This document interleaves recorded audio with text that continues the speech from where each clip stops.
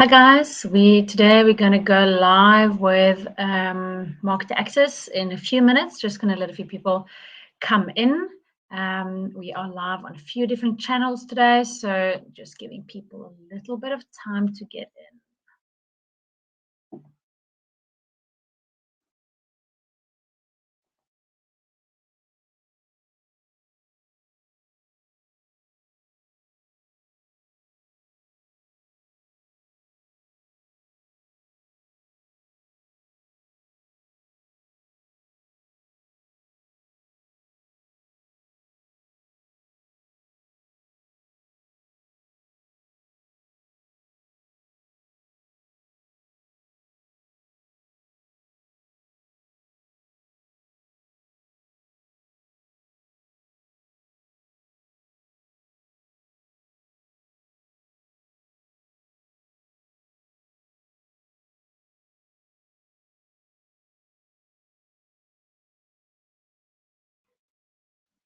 Welcome to everyone joining from the various channels. We are live on LinkedIn, we are live on Facebook, on YouTube, and also on our website.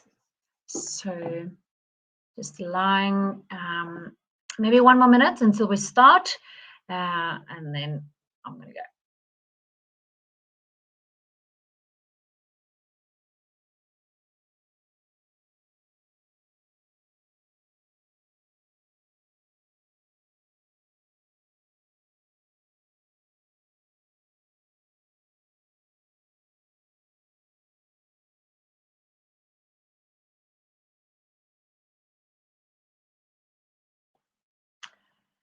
Okay, let's just get this show started.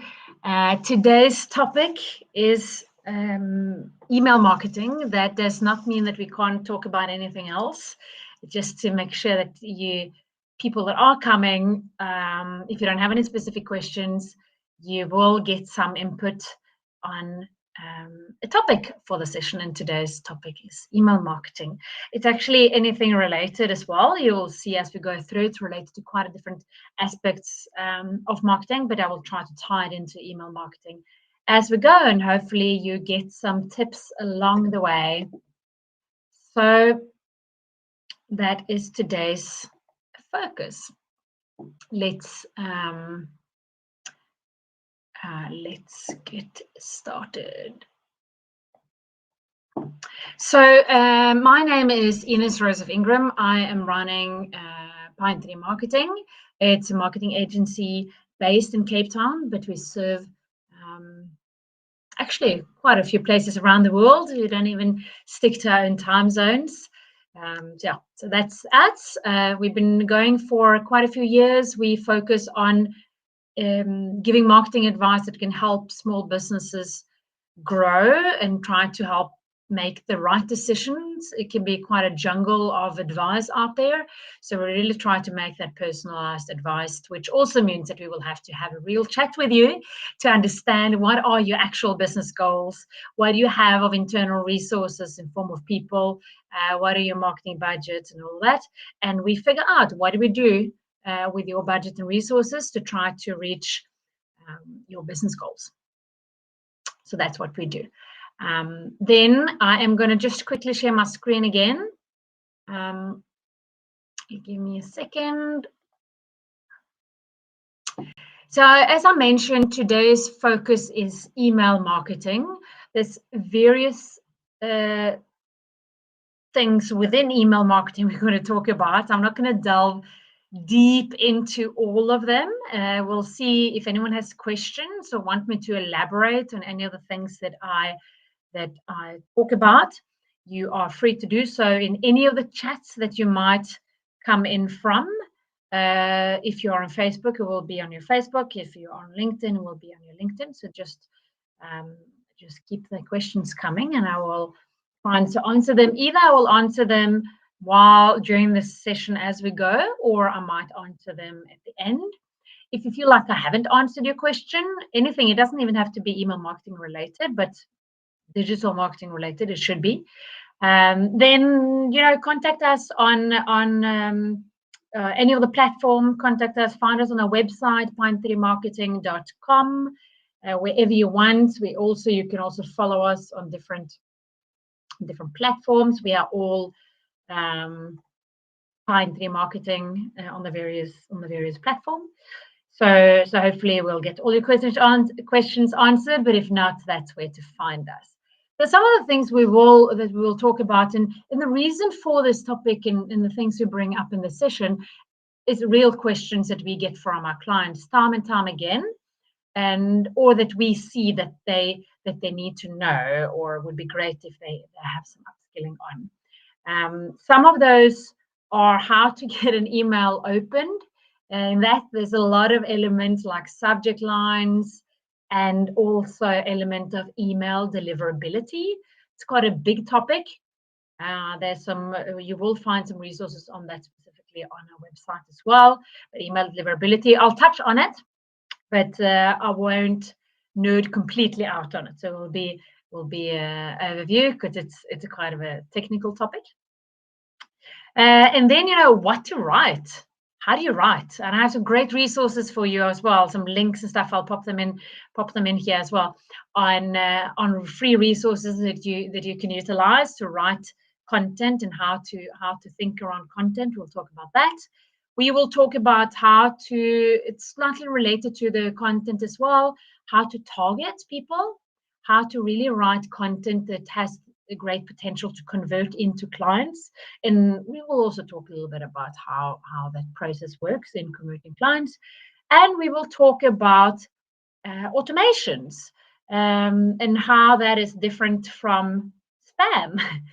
Just because it's automated doesn't mean that it has to be spammy, and that's the element that we'll focus on. Email marketing is such a valuable tool in the whole scope of marketing. So you want to make sure that it's not spammy, but it's also a lot you can do. And if you're going to do all of that, you will need some help in automating some of those emails. A lot of us, we write emails and it's fairly similar content in what we write, and all of those emails can be automated. And I will also show you examples. What I'll show you next is a picture of something, also image illustrating something we call life cycle marketing. I will show you that, but I will focus also on how email marketing is important in those different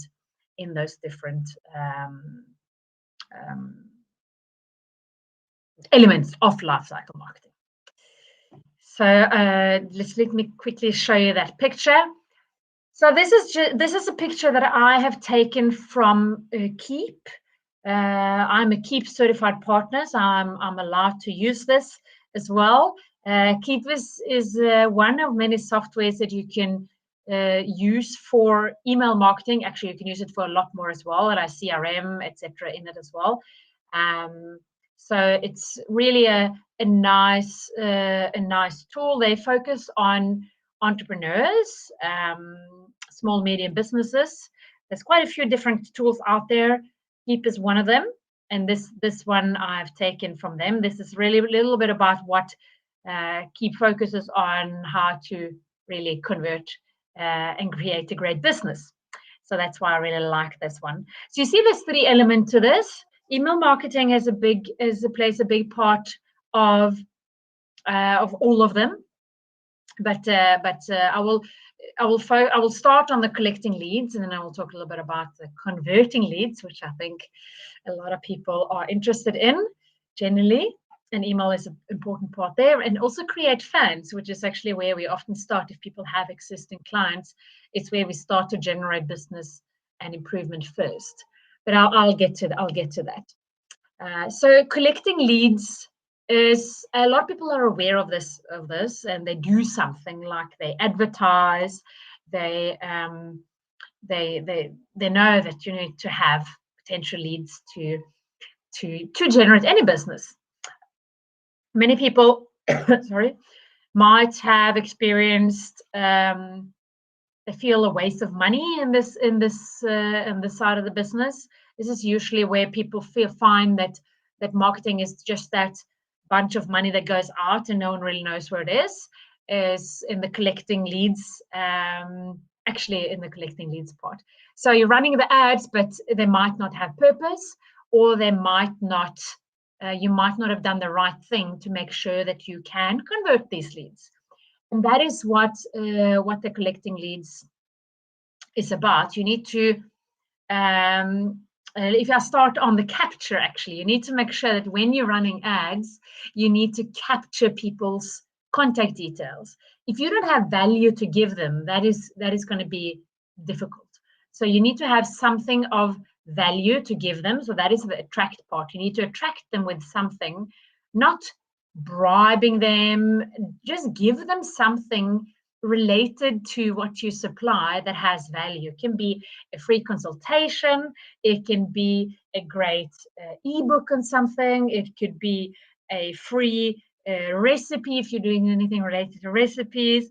It can be whatever you want, but make sure it has value, but make sure it's also related to your business. So for me, it would be relevant to give, first of all, a free consultation, because also our services are personalized. So it would be great to have a get that initial chat with someone for free, so that what I tell them can have real value and give real value while they're in the session, and make it easier to understand, what they need, because one service does not fit all. And then when you know your ideal customer, you want to attract the right person. You don't really want to start off trying to sell sand in Sahara. You want to try to sell what people want, and to people that actually need it. So that is the target, attract, and capture. Capture is a very important part of this. If not, you don't have a chance to continue to communicate with the prospect that you have now invested ad spend in. So that's why collecting and capturing is quite an important part, and it also lays a foundation to be able to nurture this lead, and I will talk about that as well. But capturing can be done via various methods. We can have contact forms. So in Keap, for example, we create a simple contact form, and then we might put it in different places on a website. We might put it in ads. You have Facebook lead gen ads. You already have then forms there that collect person's details. When it comes to Facebook lead gen, you should be aware that people's email address that they fill in will be the one that they register the profile on, and that is not necessarily the best one to continue to communicate to. So then you can also use things like landing pages. And what is a landing page? That is a dedicated page for the ad that you're running. Why on earth would you need that when you have a website? Well, the message, and remember now, the message in your ad is targeted. So if you then take a targeted message, you're spending money on your ad, you're spending time on figuring out who's your target market, what is your messaging. Why on earth would you not send them to a page customized for that specific traffic? Does that sound very daunting? Well, it doesn't have to be. You can create a similar page to a general page that you have on your site, and just make it a little bit more customized. So if I want to sell a Keap, for example, and I run an ad on how to convert clicks to clients by using Keap, I want to take them to a to a landing page that tells them how exactly Keap is solving what I said I was going to help them with. I want to tell them how Keap does. So that would be one. If I'm running an ad on how to do LinkedIn marketing, I don't want to send them to the Keap website, or not the Keap website, my Keap landing page. Then I want to send them to a landing page telling them how they would get more relevant contacts and get exposure on LinkedIn through these and these and these activities and the offerings that we might have around that. So that is how different landing pages would work. If I now target, so then you say, well, on my page, we do have a page about LinkedIn, we do have a page about Keap, but if I want to target more specifically, for example, say I want to target I want to maybe target food companies. So I on LinkedIn or on Facebook, but I want to sell my LinkedIn services to food companies. Then my landing page needs, it doesn't, but it should be more personalized than the general LinkedIn page that we have on our website. So then I create a landing page and I have a few more foodie pictures, and I talk specifically about how that would have benefit for a food company. So that is how your landing pages can work. In that way, I can collect the details as well, and I can give something of value. I can have a landing page giving a free ebook. I can have landing page where you can book a free consultation. I can have whatever is needed. That capturing sets the foundation for being able to convert clients. Email is quite important when it comes to that. Email has small things that you can do quite easily that has an impact, and it has bigger things that you can do that can be more complex. One of the quickest little things where an email come in is once someone has submitted your web form in any way, if it's a lead form, a landing page, is that you want to let them know that, hey, I got you. You filled in this form, and yes, I know you filled in this form, and this is what's going to happen next. So keep people in the loop on what they've just done. That gives you extra contact points, and it confirms that you're a legitimate business. If you fill in a form and nothing happens, people can be like, oh, no, okay, no notification. That was a bit strange. I wonder now what I signed up for.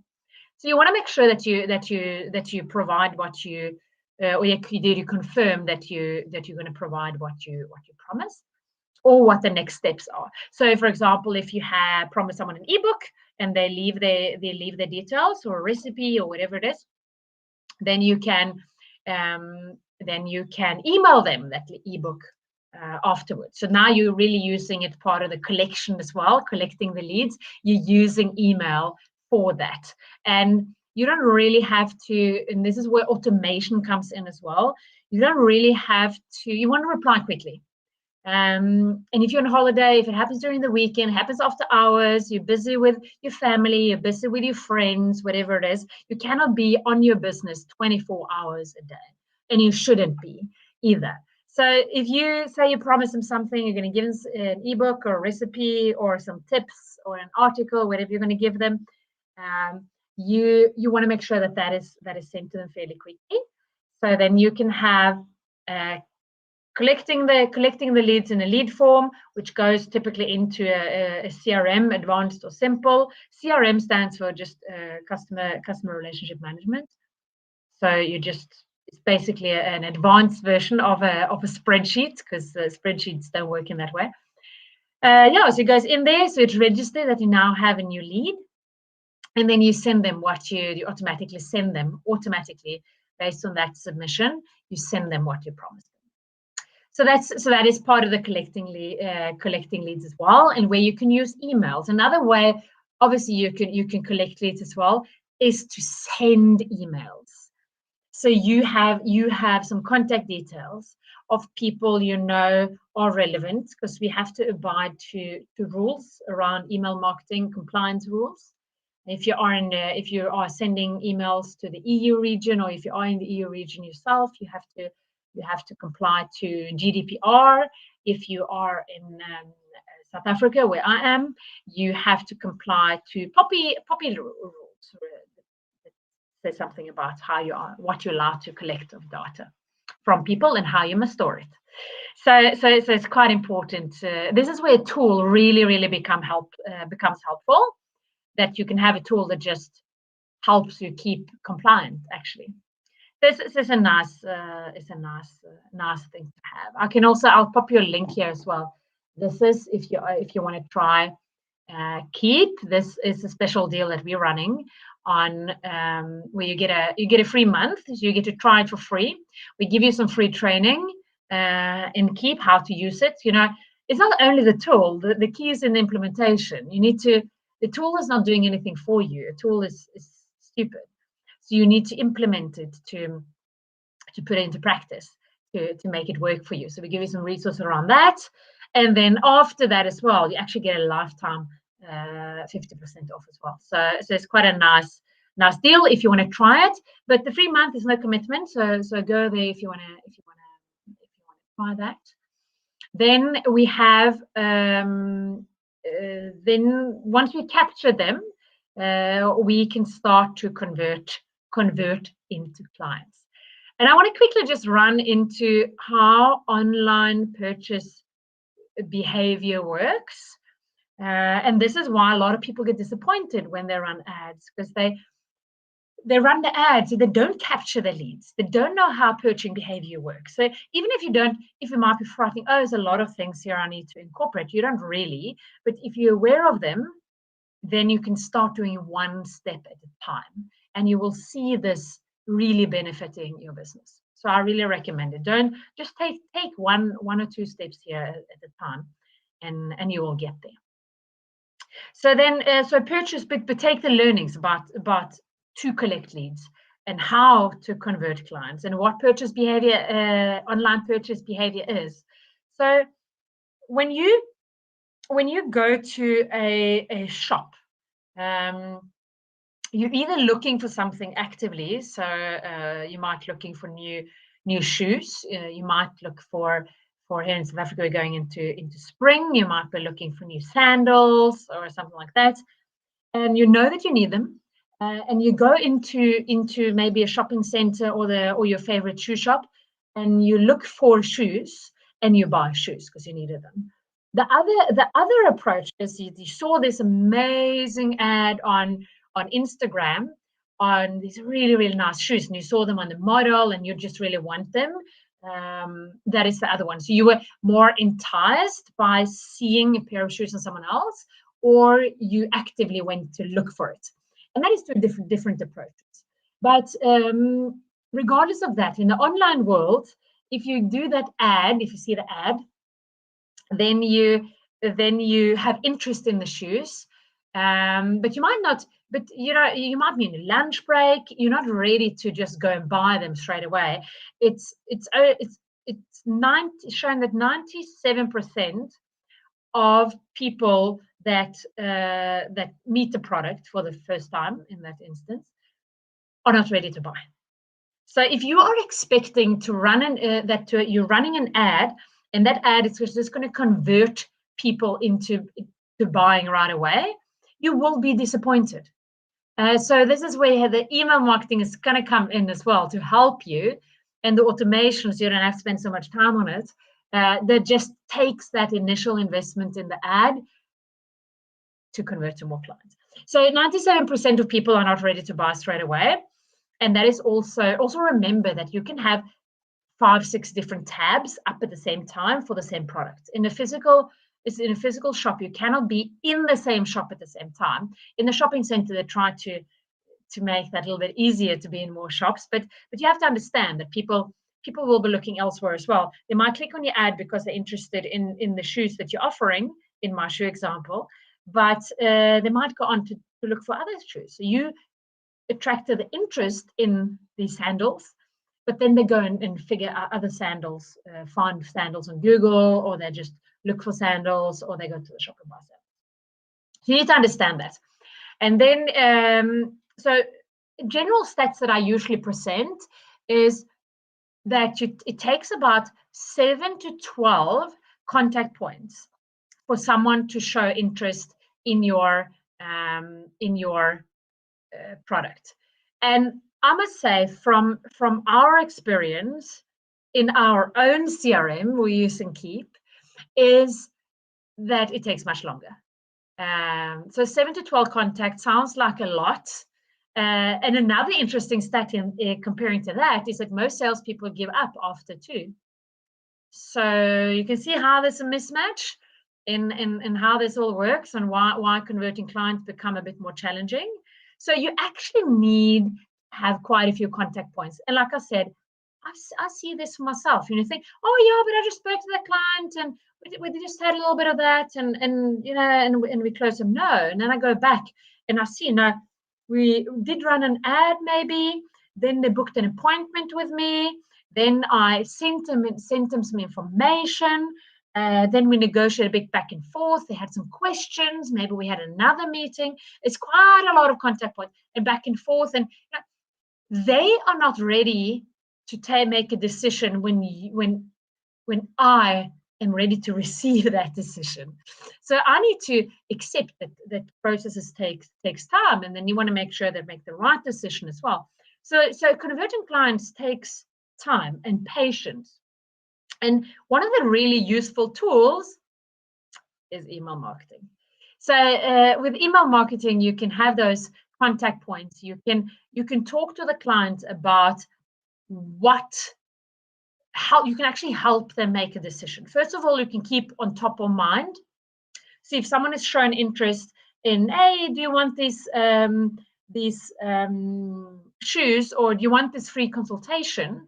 And then I see that you haven't booked the free consultation, or we had the free consultation, and I keep on and I've sent you maybe some more information, or I want to know if you want to have a proposal, and me sending that mail to you does not mean that it's a good time for you to receive that mail. That is one element that a lot of people forget, is that you spending a lot of time writing an email does not mean that I'm going to read it because it's so amazing. Because I don't really care how long you spent on it.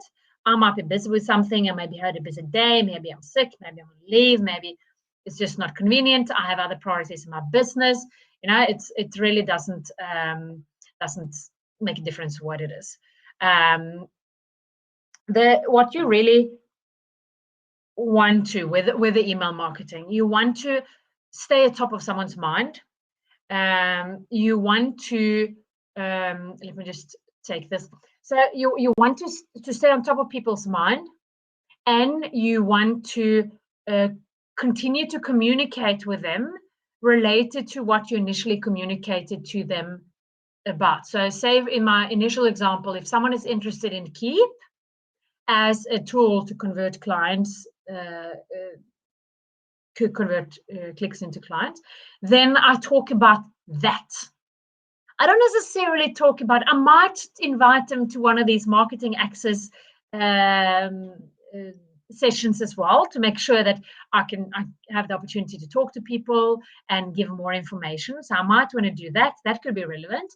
But I want to talk to them about things like email marketing, benefits of automation, how you actually end up converting more clients. But I want to talk in a way that talks to their pain points. Are you frustrated that your ad spend, that your marketing budget is not really going anywhere? Then maybe you need a tool to help you to do this, etc. So that is something you want to do. But if they came in on an ad about LinkedIn marketing for food industry, I want to continue to talk to them about LinkedIn marketing. And what the basic level of this is to create what we call a nurturing sequence. So we're nurturing someone, we're looking after them, making sure that we're there for them through their decision process. We are not forcing them to buy. We have to be patient and nurture them through their purchase decision. And not everyone will buy, so don't force it. But the proof here is in the time that you invest and the value that you give them through the nurturing process. So the basic nurturing process can look quite linear. So a lead comes in, and I know what they showed interest in, and I will communicate to the person based on what they've shown interest in. And I can typically have, so remember I said about 7 to 12 contact points. So I recommend to all clients that they create at least 7 emails that they can send to these people, almost like a drip email. So we can call it a drip campaign. But what it is, it's lead comes in, and you allow them a little bit of time. So you have a timer, maybe a couple of days or whatever is relevant. And you can test this as well. And then you send them an email on the topic that is relevant, something how you solve a problem for them, or talk about your clients. Don't talk about yourself. Don't talk about how great your product is. Talk about how well their problem can be solved. So remember that you factor in all of this. So you write at least 7 emails with different topics around that. I will pop here a nice article that I have, a resource. This is a resource article. It's super short, so for people that don't like writing, it's still great. It's really short. It just gives you tips on how to think when writing, and at the end, it asks you to do a little exercise that will help you not only to write 7 emails, but it will help you to write 10 emails. And they don't have to be theses of emails, because people, internet world, quick also works. But it will really help you. So I would recommend to go and check that article out. So if you then write, so let's now call it 10 emails, but start somewhere. Again, back to that. Start somewhere. If you only can write 3, then start with 3. So then you have the first email. Then you have a little timer. So you don't just blast them with emails. Make sure that these emails actually add value to the client. If not, it will be perceived as spam, and we do not want spam. Relevant and compliant. So yeah, write to them, a little bit of a timer, then a new mail comes, a little bit of a timer, then a new mail comes. So in an automation, it will be like I described. You will have a little timer, and then you will have an email, and then you will have a new timer, and then you will have an email. So all of this will just flow automatically. You don't have to worry about sending all these emails, because it will require a lot of time. You need to focus on creating them, and then once you got this going, you can go back and see which emails seems to be more popular. That's a very valuable element, because that will give you insight into what content should you be putting out there. What content should you write about in your ads? What content should you promote on your website? Really, what kind of content is it that you should use? So writing these emails actually gives you a lot of input to how you should write your content as well. So it should all be or content other places. So it's very relevant. You get double bonus by having just one simple linear nurturing sequence. You do want to make sure that there is what we call a call to action in that email. So you give value, but if someone wants to take that further, so if they're already after email number 3, you want them to be able to start or ask you questions. So make sure that you have some kind of call to action. If it's read more on my blog, if it's book a free chat, if it is let me know if anything was unclear, whatever you want, but something that calls for an action. You want to make sure that you have that. You might want to repeat it as well, but you also don't want to have too many call to actions in your emails. So you want to have ideally one, because if you have too many options, then people get very confused again and they can't make a decision. So if let's say if these shoes again, if I now have 40 shoes that I really like and they're all amazing, it's more challenging than if I just have, okay, these are the ones we have in your size, and this is okay, that narrowed down the options a little bit. So this is much easier to do. Is if I look for sandals, suddenly there's different awesome boots, and then I can't afford both, and I end up not buying anything because I go home to make a decision if what I'm going to buy, and I still haven't made a decision. So I hopefully they capture my details so they can keep in contact with me. So that is an element of basic nurturing, and automating it will add a lot of value through not having to spend more time on it. You create it, and then after that you just have to see what works and what doesn't, and you can improve it, and you can make more emails. So instead of writing one email to each person, you write better and better emails in your nurturing, and you can have for different products or services if you have that. So really just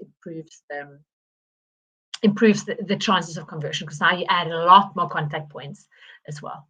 So that is an element of converting clients. Let me bring my picture back up here again. So that is a part of engaging with them. Engage with them. You're also allowed to ask questions offer them something. It could be related to the call to action if there's an offer, but have some kind of great offer that you can't resist. Maybe it doesn't have to be that you can't resist, but it has some kind of offer. What we sometimes see and build for clients as well is that they might be interested in the client might be interested in something, but they don't end up buying it. So they become colder leads. So they're not hot leads, they become colder leads. And to prevent that, to get the sale in, because we have spent money on getting them in there, and we have not spent too much effort on writing the nurturing, but it's there. So we already invest in these people. Then it can be a good idea to come with the offer. So if they haven't done anything within, it's not all products this is suitable for, but it could be like that. If they haven't bought within a month, you might give them a discount, or you might get them in the form of maybe a coupon code or whatever, how you want it. Or you might bundle something. So, hey, come buy this, but you also get this at the same time. So you're bundling up, or you get some extra, or you add on, if you buy a little bit, a bundle will be typically something like we do with a keep offer, is that we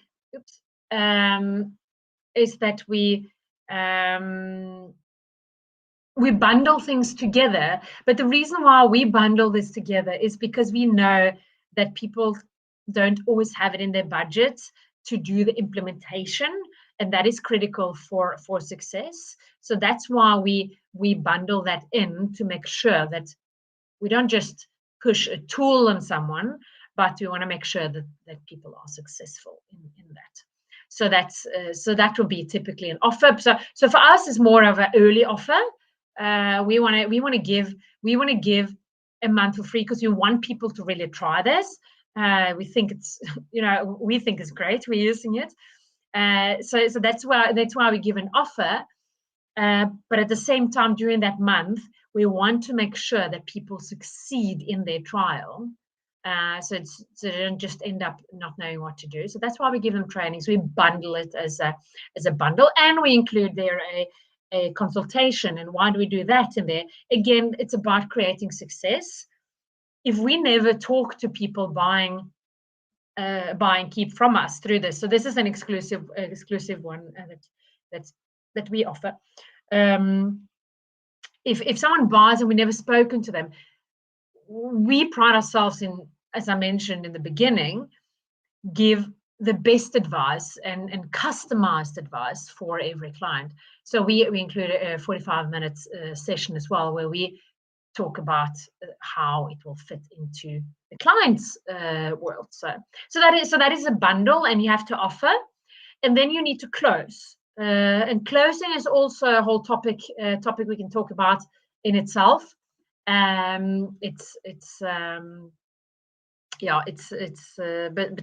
closing them as well, making sure that when you get to the end of your nurturing, for example, if they haven't done anything, you might give them that extra offer.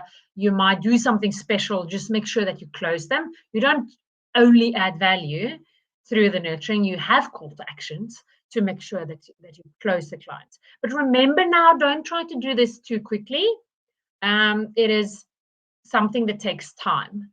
And there again, it will be a couple of emails back and forth.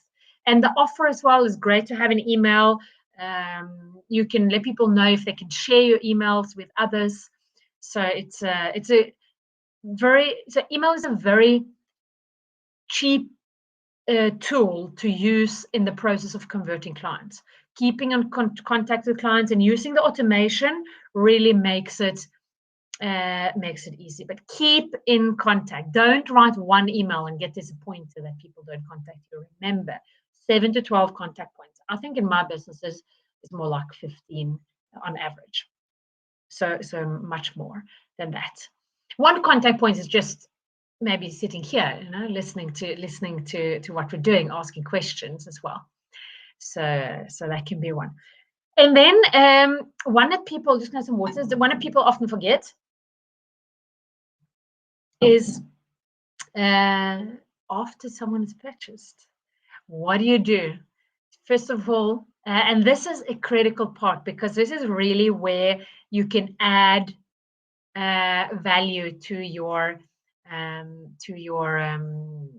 clients, and this is where you can, especially the one there that says multiply, is what you really want, because you've spent money on one lead and one person coming in. If you can either double the value of that client, that being either purchasing again, subscription lasts a year longer, they supply you another friend or a lead that also buys, that really halves the cost that you initially had on that person. So it's really a great place, and this is where we often, if someone has any existing business, we start here. Often, not all the time, but often. And that is because it's low-hanging fruit. People already trust you. So in the converting phase, you need to build trust so that people can actually and will buy from you. In the creating phase, you have people that have bought from you. So now the trust is already started, and by delivering what you promise, deliver what you promise. Don't underdo it. We pride ourselves a lot in this. Then, and that is the absolute minimum. Deliver what you promise. Then impress. So do something extra. Example is down here in South Africa, we have a company called Faithful to Nature, and it's online. You buy products, sort of green products and faithful to nature kind of products. But what they always do, so when you order from them, is that they always add something extra. So they add, maybe it's a test product, maybe something else, but they always add something extra. So that is one. There's another one, another company called Takealot, which is like Amazon and these kind of companies. Is you order something for them, and more often than not, they deliver before time.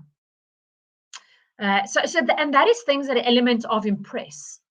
Things that we do, for example, as well, is we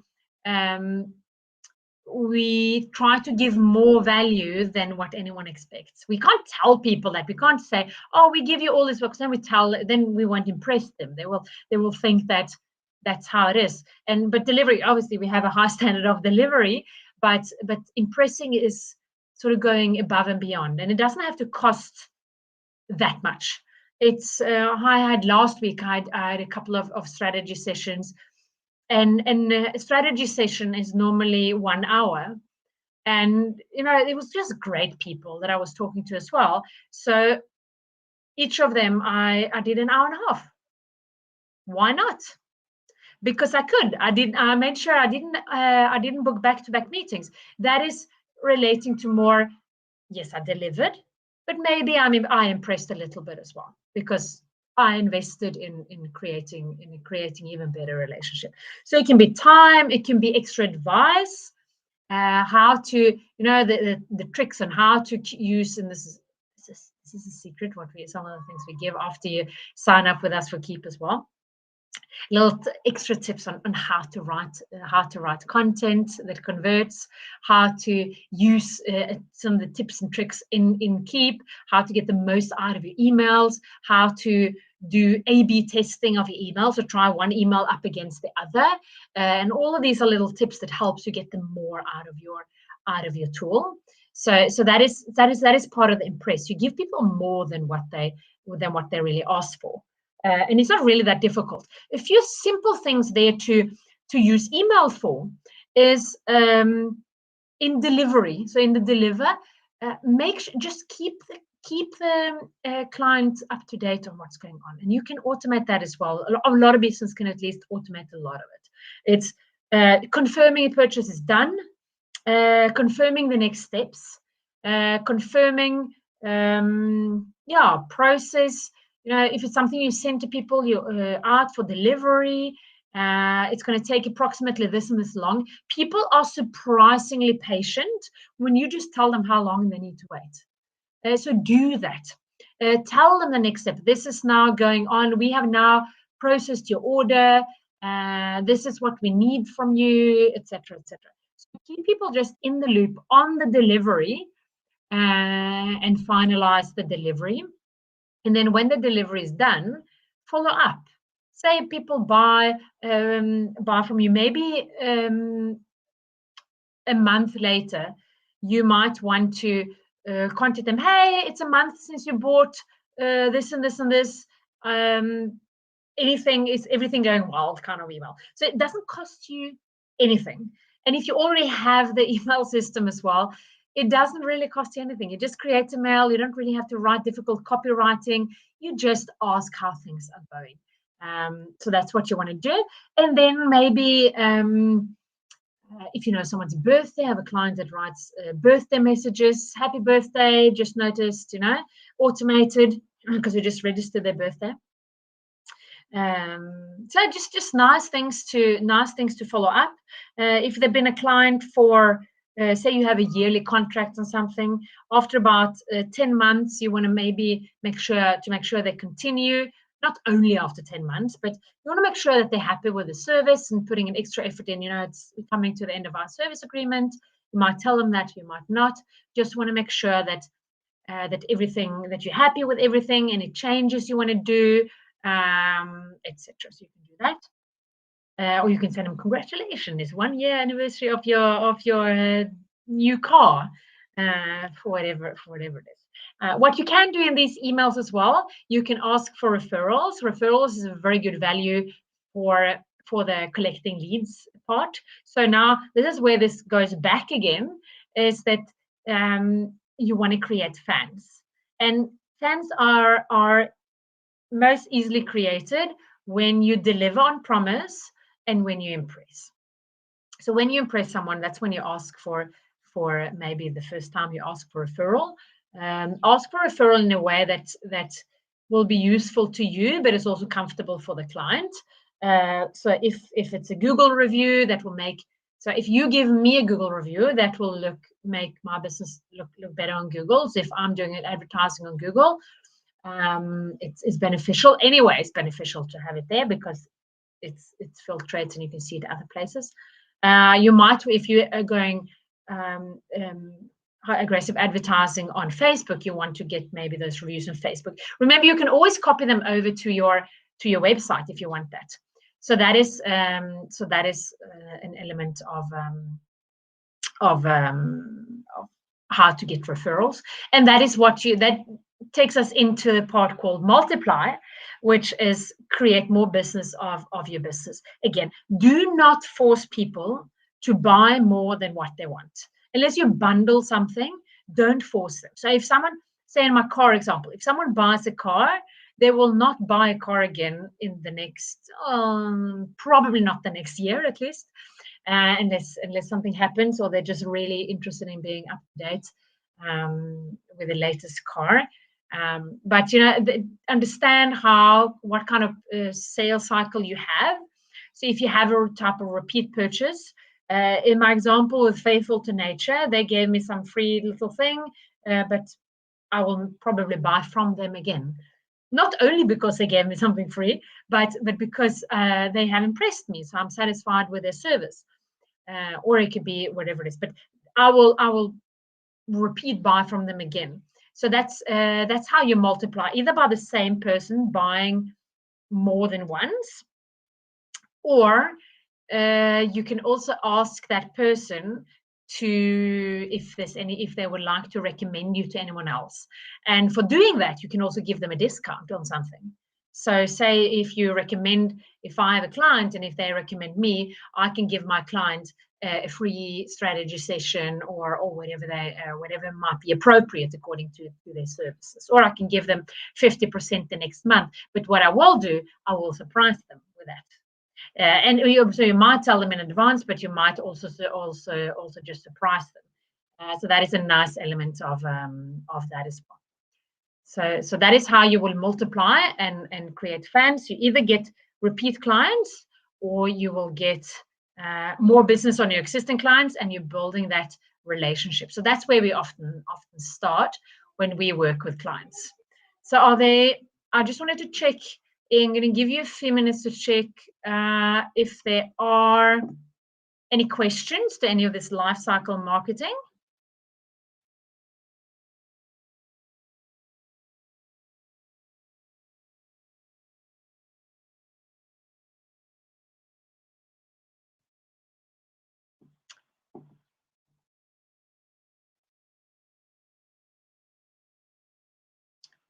Remember that it's always allowed to also ask questions directly. You find us online, and you find us. You'll find us on Pine Tree Marketing, or you will find us on pinetreemarketing.com. You will find us there. If you want to register as well, if you haven't registered and by accident found us, you can also register for more of these sessions. You're freely allowed to let us know what you want to hear more about, what you liked, what you don't like. You can give us all feedback is good feedback, so we're really happy for any feedback that you might have. You can just do this. Yeah, so any feedback that you might have, things you want to tell us, feel free to do so. We will be back every second. So we do this market access in different languages, but every second Wednesday at this time, we will be live in English. So I hope to see more of you. I hope it was valuable. Really appreciate all feedback. Remember, if you have questions about email marketing, if you have questions about Keap, there's a tool. Again, there's a lot of other tools out there as well. I like Keap because they have a CRM element. So other tools that a lot of people know is things like MailChimp. But MailChimp does not have a CRM, and it doesn't, and most people use it because it has a free version. It doesn't allow that segmentation, doesn't allow the automation. So it really just becomes more that one email to a lot of people without being able to customize it that much. So it's more risk of maybe be experienced as spammy. So that's one of the things I like. HubSpot is another one. It's let me put up the Keap link here again. Hearing that. So yeah, HubSpot is another one. In the free version, their CRM is good, but once it quickly goes up in price. That's one of the things that I'm not so happy about there. Is it quickly goes up in price once you have to add on these features that should just be there. So that's what I'm not so crazy about there. But there's this. So they each have their things. What I like about Keap is it really has that. And this one that is a link here is Keap Pro. Really simple to use, intuitive, made to try to be as simple as possible. It has a CRM part. It has automations. They even have something they call easy automations, which are even easier automations. So they really try to make it easy for you to set up. And also, there's a lot of resources on how to use it online. And of course, we're here as well to answer any questions that anyone might have about it. So hopefully that was some good advice. Again, feel free to check in anytime. Any of our channels, find us on Pine Tree Marketing, follow us, and please let us know if there's anything. Bye, guys.